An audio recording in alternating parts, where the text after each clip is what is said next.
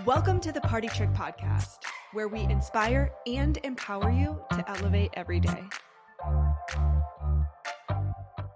On today's episode, I chat with an old college friend, and we chat about Charlottesville, University of Virginia, what goes into a great party. He is a chef, and you'll learn a bit about Multiverse Kitchen and some amazing chicken that he has. So stay tuned. Harrison, I'm so excited to chat with you today. Thank you so much for being on the Party Trick podcast. It's my pleasure. Thank you. Yeah. Okay, so I know I shared a little bit about this in the intro, but Harrison and I both went to University of Virginia, and so we have had our paths crossing for more years than I would care to share. And he is lucky enough to still live in Charlottesville, and it's one of my all-time favorite places. So first off, how is Charlottesville? It's like we're recording in summer, and you're starting to get a little bit hot there. How is everything in Seaville? It's quiet right now because the students leave, and then June it gets a little quiet, and then they start coming back, and you start seeing the athletes trickle in, and then the first year students, and then we get back to normal, and it's game on in September. Yeah. Oh, and then you're straight into football season, Yep, and and basketball season, and it's game on for 9 months, and then nice quiet summer to regroup and nice. figure it out. Nice. Amazing. Okay, so tell me a little bit. I obviously know a bit about your history, but tell me a little bit about your history, how, like, where Kitchen came from. Give me your background. Brief history is went to UVA, then moved to London, fell in love with food, came back, went to culinary school, went back to London, worked at the Fat Duck, Nice. worked in San Francisco, came back to Charlottesville, opened my first restaurant at 27 back in 2010. Mhm. And then we opened Multiverse 2 years ago. It was kind of a dual purpose. We were in another location. The building was being sold. So we wanted to figure out where we were going, what we were doing. But at the same time, I lost my father. So I was kind of using it as motivation to really get me through. And so what we decided to do was kind of create a micro food hall where we have 7 different concepts under one roof, cooked off of one line, that we use minimal staff. So the overhead is low, and we just try and make as much food for as many people as we possibly can. I love that. I think it's great because it allows for variety, right? And you can kind of hit people in one spot with a lot of options. There's a place like that in Denver that I love going to when I'm here because I might want something where my kids want something else. How has it been? Like, how are you finding traction? Yeah. It's been really well.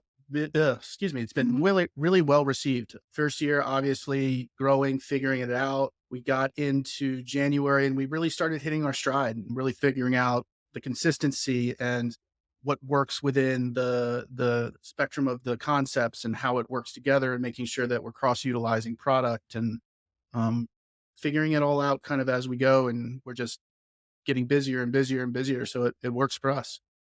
And how have people found you? Is it kind of word of mouth? People have stopped right on in. Like, what do you do from a marketing perspective to get the word out? From a marketing perspective, we're still getting a lot of people coming in and saying, "Oh my gosh, we just learned about you." But really it started off kind of organic, word of mouth, social media, and now we've really gotten into the Google ads and targeting, and that really has Mhm. kind of helped up views of the website and really kind of created conversions into bringing people into the restaurant that might not have ever found us, because we're in a little bit of a back alley. It's kind of an Mhm. up and coming area, so we're in there early, but we have plenty of parking, and so it's really good. And we're surrounded by a bunch of other awesome small businesses in McIntyre Plaza.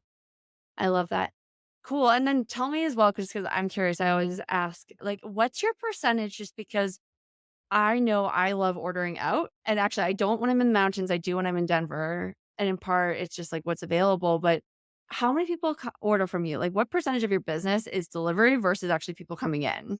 So we're about 50-50 right now. So Okay. we're on Grubhub, DoorDash, Uber Eats. We work with a company called Elevate that does meals for UVA students. We work with a company called Yay Lunch that does meals for middle, elementary, and high school students. So it's about 50% in-house dining, 50% takeaway, eat out, delivery. Okay. Cool. And obviously your whole world is food, right? Like, but where did the love of food and where did that come from? I believe that there's some family back history here, but tell me a little bit more about like why Yeah, the food industry? Yeah. it's 100% family. When I was growing up, big family Thanksgivings. My aunts and mother would cook. My aunt worked for Gourmet Magazine, so I kind of started reading that at an early age. Then when I went to UVA, when we first moved into an apartment that had a kitchen, I wanted to start cooking, and kind of it started there. And it was really, really got into this industry because I really love cooking for people. It's what I found is the thing that I do the best to make others happy. Yeah. Wait, so do you like it when people cook for you? I do. I really do. I think it's an amazing honor to have people cook for me. People do get nervous cooking for a chef, and it sometimes is a little, I don't know, a little embarrassing, but I don't want people to feel that way because I really enjoy being cooked for, and I honestly do not like cooking for myself. I enjoy Ask. cooking Yeah. for others and love being cooked for, but I hate cooking for myself. Well, what do they say? At least I say this. Food is like the sixth love language. Yeah, And I had 100%. an ex-boyfriend who would always I mean, it was a great way for him to express his love and care for me, and it was the number one way, like, it was in a way a gift, an act of service, what have you, but, like, it is food and feeding someone, and whether that's feeding them something that's takeout for them or cooking for them and, like, putting your creativity and your heart and soul into what you're preparing, I Yeah. think it's just, like, the most amazing, in a way, tangible form of connection as well. Oh, I 100% agree. Yeah. Okay, so what were some of your favorite memories, like, as a kid cooking? Was it the sharing the meal, or was it actually kind of like shared time in the kitchen cooking together? All of the above. My mom always tells this story about when she was super busy on the phone and she had the grill going, and I think I was about 12. She told this story the other night actually, and I just took the steaks, grilled them, and brought them in before she really even noticed. And that was the first time I actually cooked for people.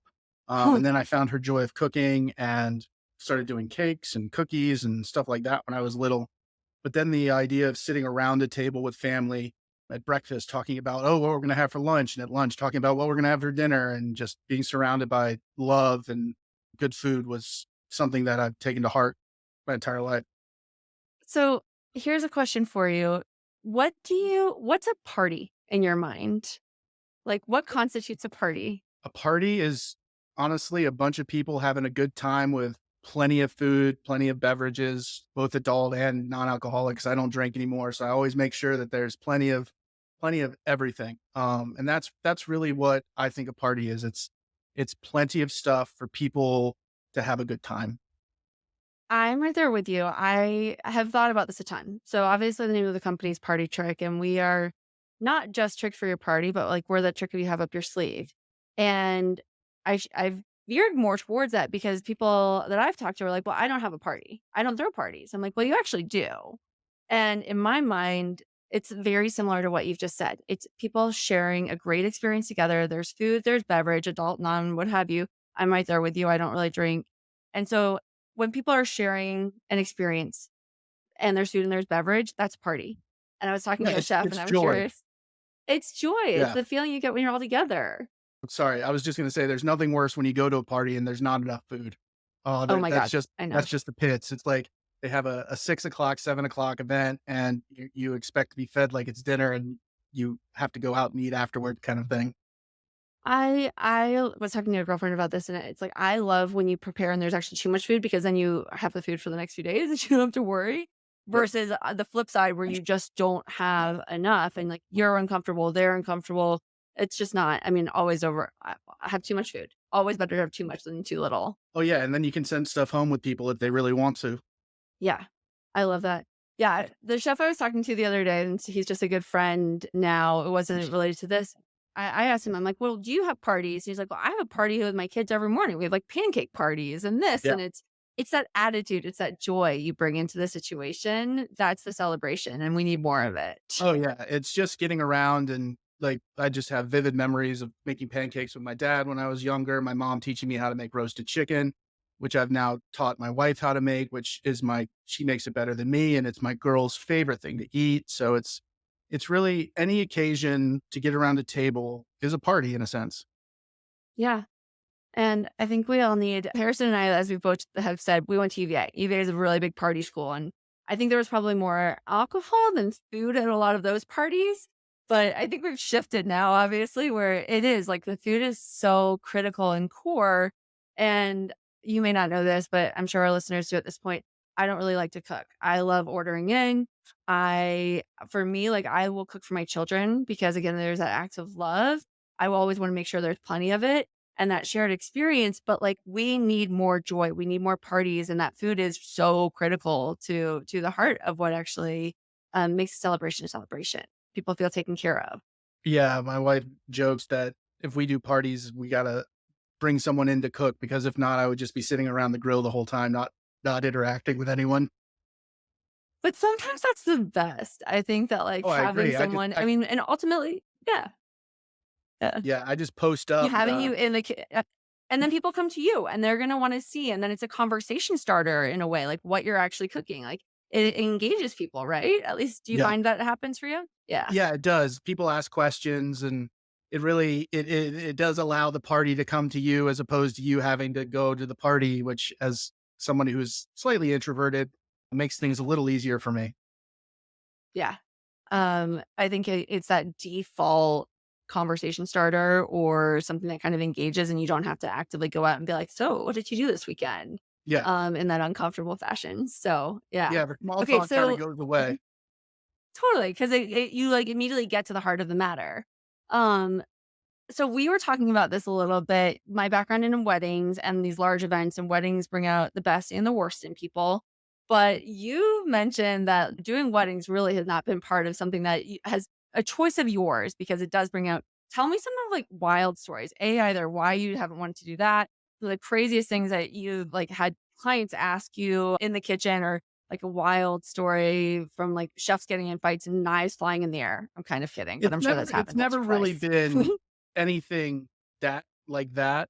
I mean, I started back in Virginia at the Clifton Inn, and we would just crank out amazing 200 to 500 person banquets like it was nothing.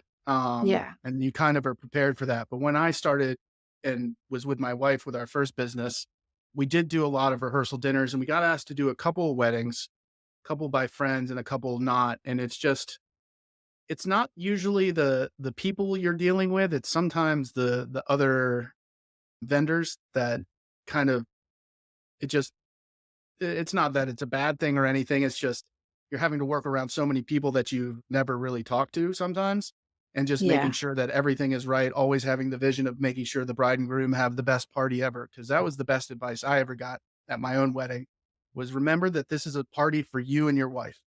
Have Yep. fun. So really just the stress of making it as amazing an event as it can possibly be with a wedding, it's just I it's not that it's too much, it's just I think there's many vendors in Charlottesville who do it better than we do.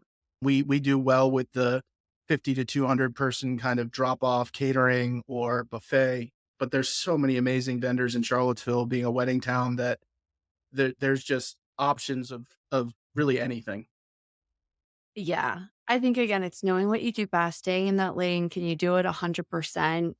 I think sometimes those the external factors that you may not when you launch something, you're not aware of a various vendor who's going to come in and like wreck your day or change something, and not like intentionally. It's just it's a lot of dynamics to manage at once, and sometimes also like that's just not the right choice. So Yeah. I was curious if there had been any like crazy, crazy. So in a way, better that Yeah, there nothing super wasn't. crazy. I try Yeah. to avoid the crazy. Yes. Yeah. Amazing. Okay, cool. So on that note, with like, what do you think the best party that either you have had yourself or gone to? Like, what's your favorite memory from a party? Ooh. Um, ooh. My family cousins have had some pretty epic weddings because my aunts can they know how to throw down. And just like I said, just being surrounded by family and friends and love, it's really any opportunity, especially post pandemic, to get together with even a couple people um, makes that party the best party in the moment. If you could just like put together your ideal party for so today's Tuesday, this weekend. say you're on like your wife calls you and says, "Hey, I want to have friends over. I want to have a party this Saturday, this Sunday." What would that look like? How many people would you want to have, and like how would you attack that? I mean, I would tag it like normal, just making sure that I would Plenty start of food. getting all the food ready. And it would just be grilling out by the pool, having kids playing in the pool, having adults playing, having adults talking, having kids playing in the backyard. Really just an environment in which everyone's just having a good time. Lots of meat and veggies on the fire and just simple, simple, simple. Yeah. Honestly, that's so much where we created Party Trick to make that every day easier for people, right? Like, I don't have the same skill set as you in the terms of like, I couldn't pull together a menu and have a phenomenal meal and have it around that. I know how to put all the other pieces and then order that in.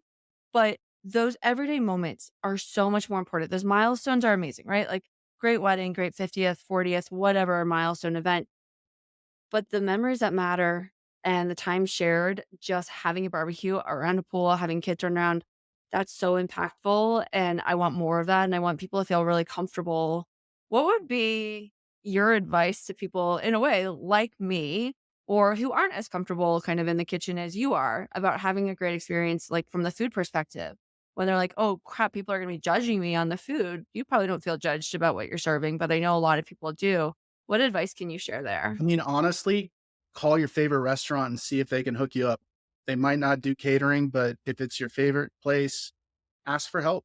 Just reach out to the amazing local community of food that you love wherever you are, and see if they can help. Even reach out to multiple places. I've gone to parties where they've had food from 3 or 4 different restaurants because they have a favorite thing at every place, and it's really kind of any way you can do to supplement and make it easier because you want to have fun at your own parties.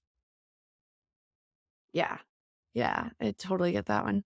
How much do you think about what's gonna sit well? Like, I know when I started my career in the event space, I was working as a catering manager, so I learned a lot and I spent a ton of time with chefs.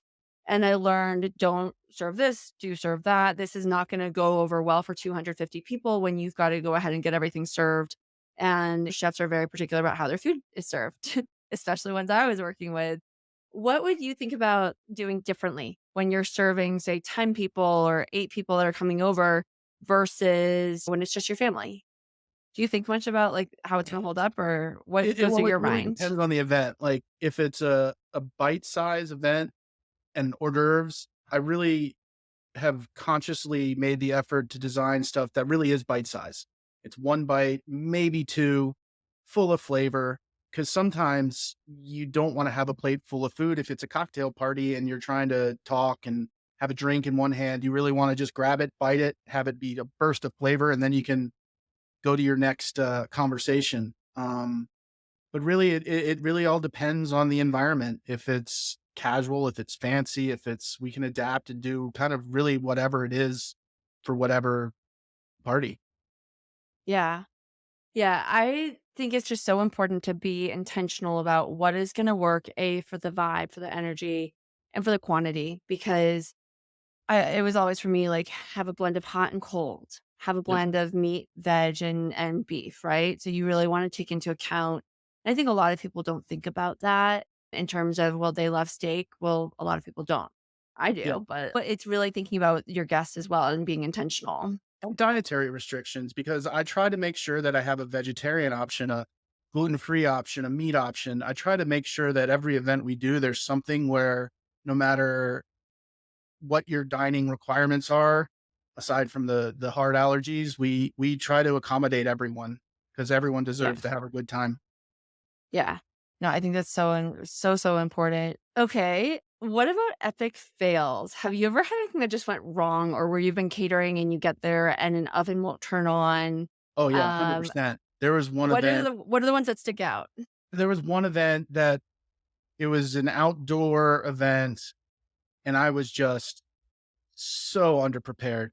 Didn't There was just a large influx of guests accepting invites at the very last minute. I'd already purchased food and I just I just I just failed epically.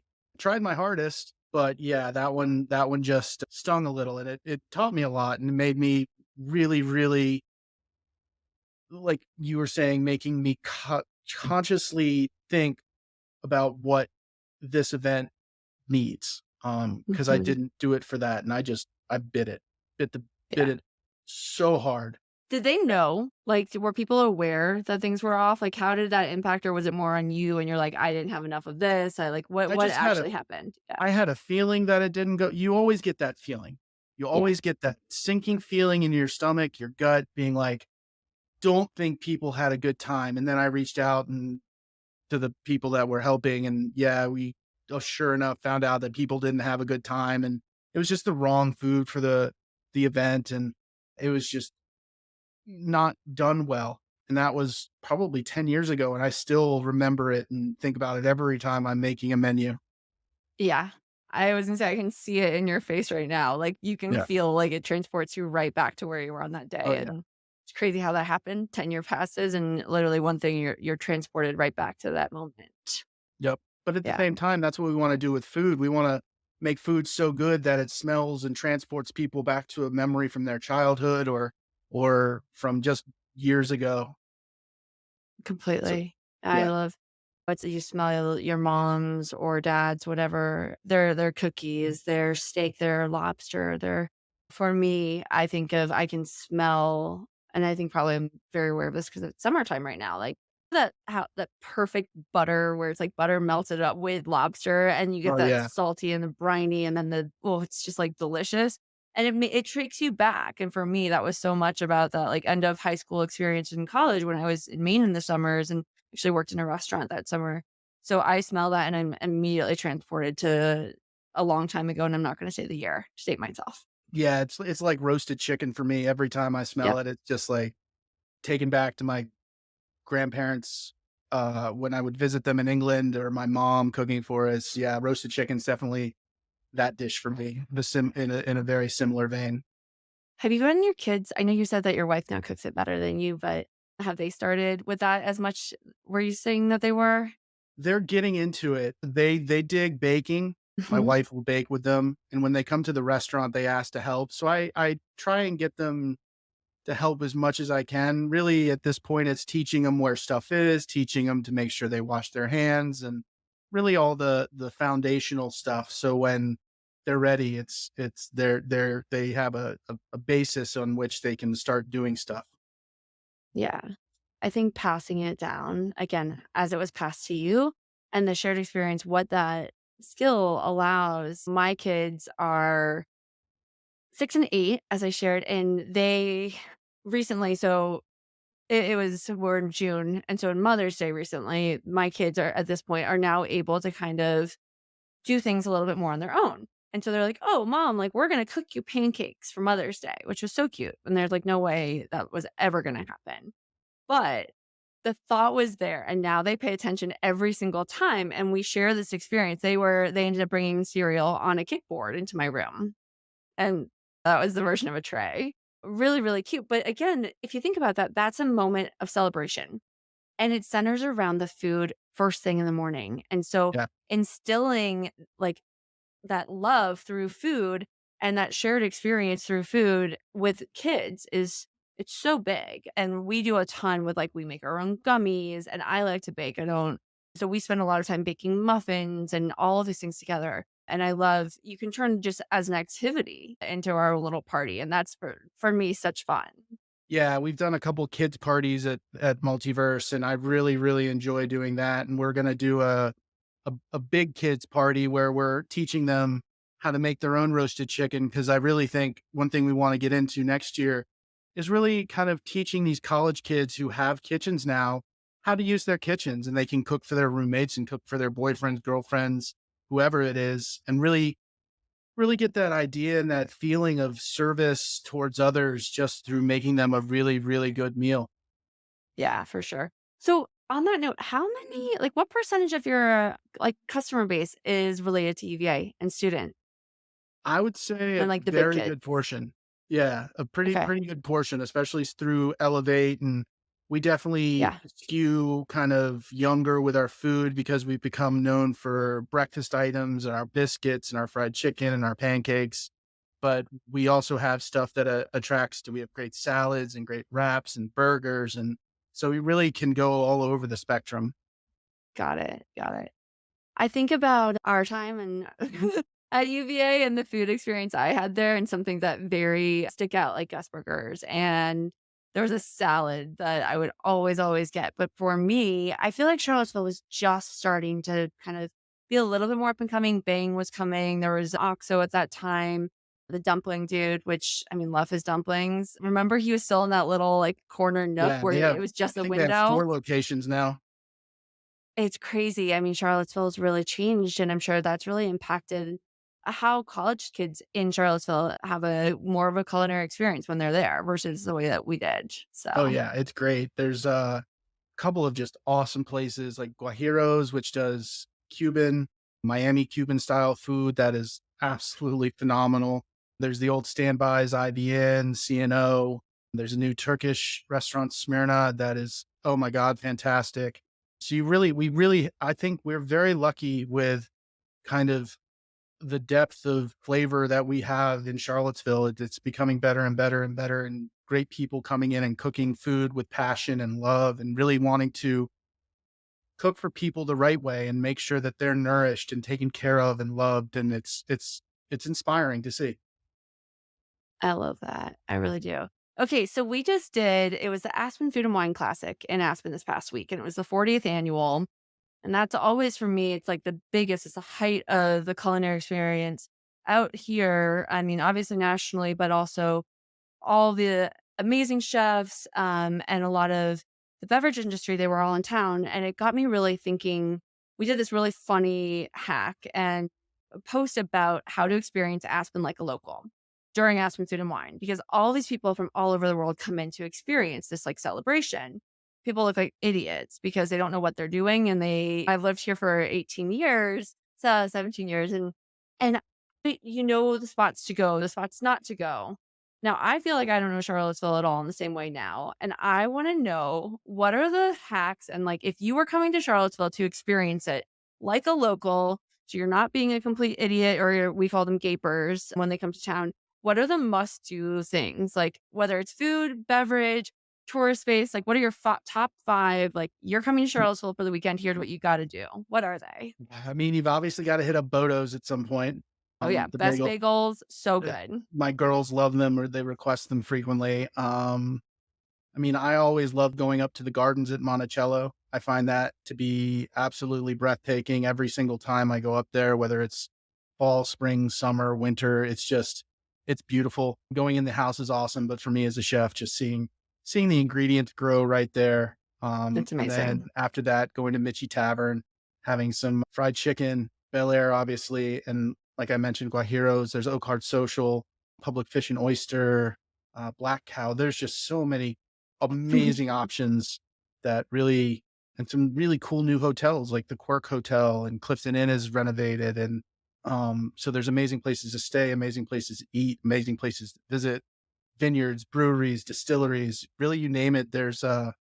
It's pretty amazing how this town has grown for the better.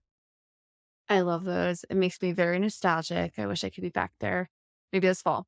So amazing. Harrison, you are the best. And it's such a great blast from the past. Love reconnecting and chatting food, talking Seaville. I really think I may have to have your delicious chicken sometime soon, whether I come out there or you're going to inspire me to learn how to make it. I may be pinging you on that. But what else? Is there anything like how can we find you? How can we support?